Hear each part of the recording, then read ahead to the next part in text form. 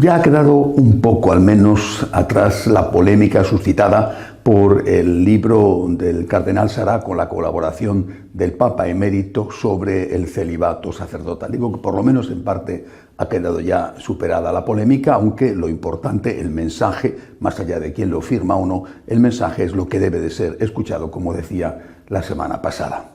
Y por eso, porque en este momento, que es cosa rara, tal y como está la situación, pero como en este momento no tenemos grandes polémicas, no sabemos qué ocurrirá mañana, pues podemos reflexionar sobre cuestiones de fondo. Por ejemplo, algo extraordinariamente importante, el abandono creciente, rapidísimo, de la gente de la Iglesia Católica, incluso en sitios donde este proceso no se había manifestado con tanta fuerza. Por ejemplo, Perú. Perú es un país extraordinario, es un país profundamente religioso, profundamente católico. Es un país donde el amor al Señor es grandísimo y con algunas devociones singulares, como la del Señor de los Milagros de Lima.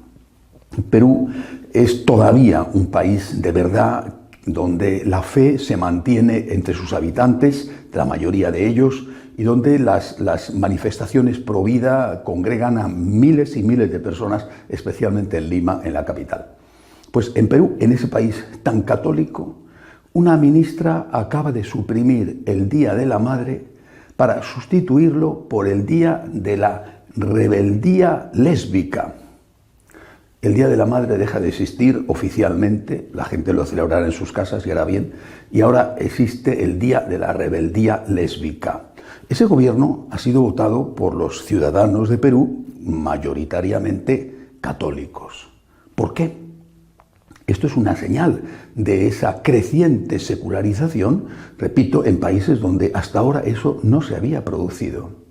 Un poco más abajo, en Chile, esta semana han vuelto a quemar otra iglesia.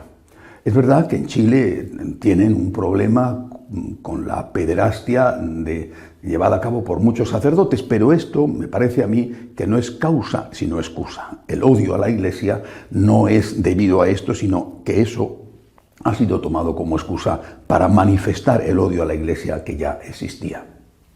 Si venimos a Europa, nos encontramos con noticias como, por ejemplo, la de Austria.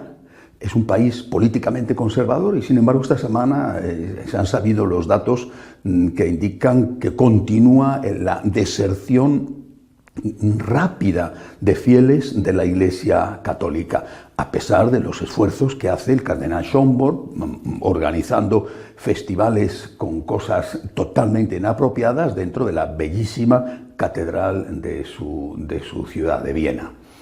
En Alemania, al lado, bueno, pues en Alemania están ya proponiendo la creación de parroquias conjuntas católico-luteranas. ¿Y por qué no? Porque no tengan dinero para mantenerlas abiertas, tienen mucho dinero, sino porque no tienen gente. Es decir, no tienen feligreses que vayan a las misas y quieren hacer parroquias conjuntas para que al menos se llenen un poquito más. Bueno,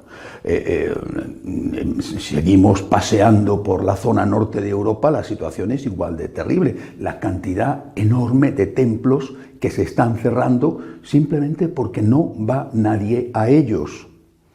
Y si bajamos un poquito dentro de Europa y vamos a Italia, que ha sido hasta ahora, digamos, la nación más católica de todo lo que es la Europa occidental, vemos cómo los jóvenes han desertado en masa de la iglesia y hay zonas en Italia, regiones en Italia, donde el número de matrimonios por la iglesia es bajísimo comparado con el número de matrimonios que se producen. ¿Por qué? ¿Por qué? ¿Qué está pasando para que este abandono de la iglesia se dé con esta magnitud y de forma generalizada, incluso, repito, en países donde no había sucedido hasta ahora? He leído esta semana que uno decía que no estamos ante una iglesia en salida, sino ante una iglesia en estampida, por la cantidad de gente que se marcha. ¿Por qué? ¿Cuál es la causa? ¿Y qué se puede hacer para evitar esto? Desde hace años, este no es un problema ciertamente de ahora, pero sí que es verdad que se acelera, desde hace años hay un planteamiento. lo que se llama ya hoy como la nueva iglesia. Ese es el nombre que se le está dando y que se usa cada vez más, la nueva iglesia.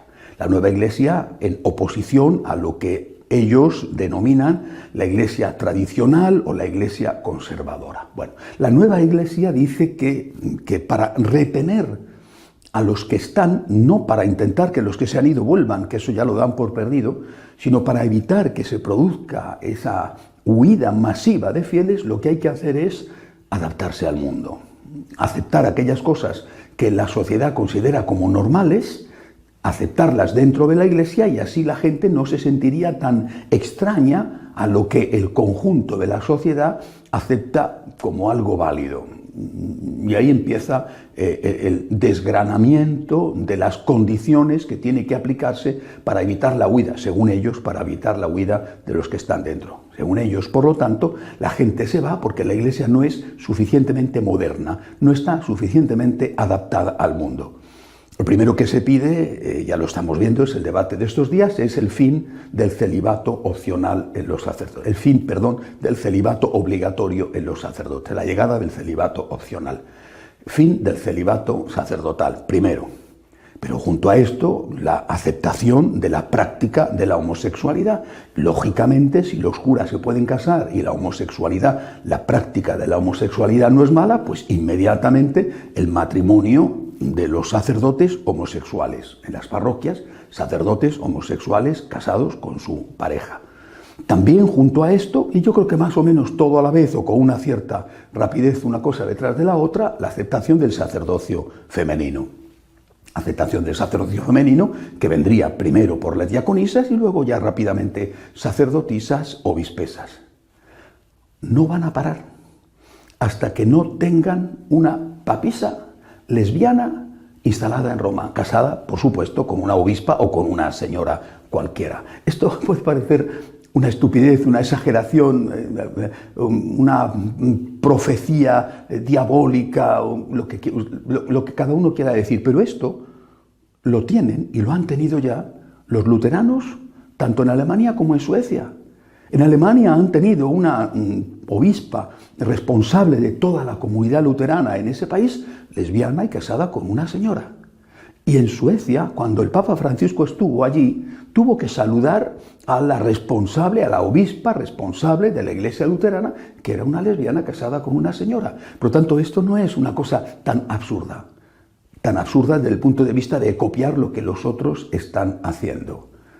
Adaptarse al mundo, que el mundo nos tolere, dejando de lado todo aquello que incomode al mundo, y no solamente en las cuestiones morales, sino naturalmente también en cuestiones dogmáticas, la naturaleza de Cristo, la función de la propia Iglesia y claro, toda una teología sobre la Iglesia y también sobre los sacramentos que tiene que ser modificada.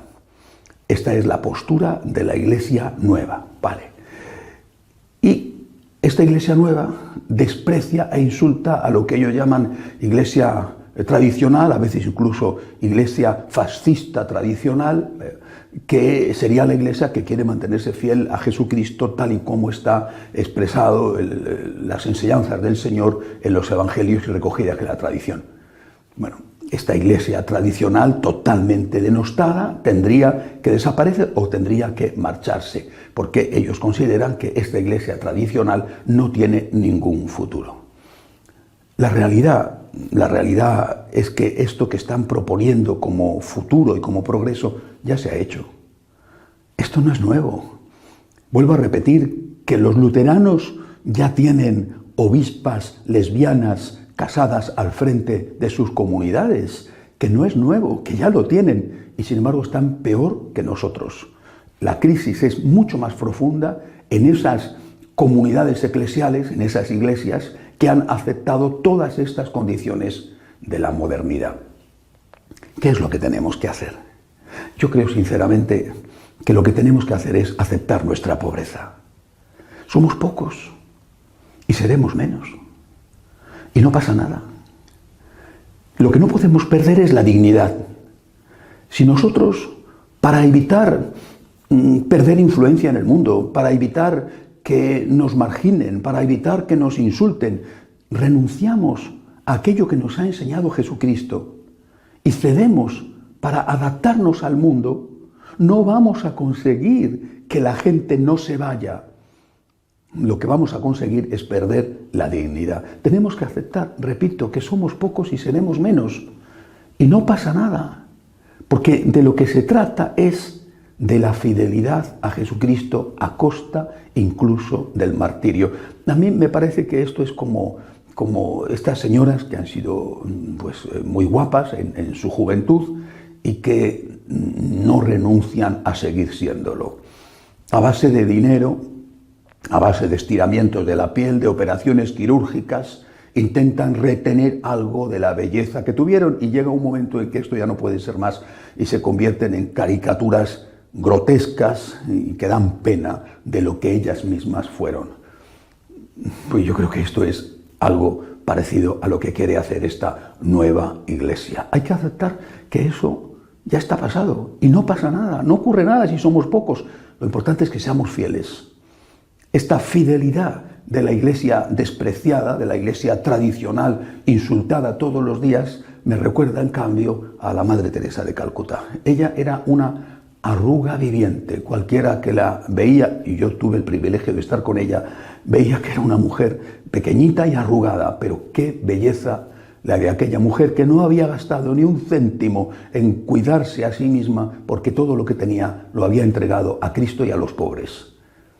Esto es lo que tenemos que hacer, aceptar nuestra realidad. No pasa nada por ser pocos y por ser pobres. No pasa nada por no tener influencia. No pasa nada si tenemos que cerrar templos. En cambio, sí que pasa si los tenemos que cerrar después de haber renunciado a Jesucristo y después de haber renunciado a ser fiel a lo que el Señor nos enseña. Si nosotros somos fieles a Cristo y por eso tenemos que ser perseguidos o marginados, no nos despreciarán. Incluso aunque nos persigan, no nos despreciarán. ¿Por qué? Porque mantendremos nuestra dignidad. En cambio, si pensando que no vamos a ser perseguidos, renunciamos a nuestros principios, nos convertiremos en aquello que dijo el Señor que iba a pasar con la sal cuando se volvía insípida.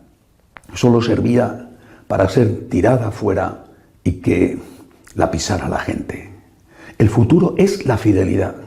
Y aquellos que no quieren ser fieles, quién sabe por el motivo, eso lo sabrán ellos. Aquellos que no quieren ser fieles no tienen futuro porque ya no tienen nada. El futuro es la fidelidad, aunque esa fidelidad suponga quedar reducidos en número y en prestigio. Lo importante no es el número, lo importante es que la Iglesia sea siempre fiel a Jesucristo. Hasta la semana que viene, si Dios quiere.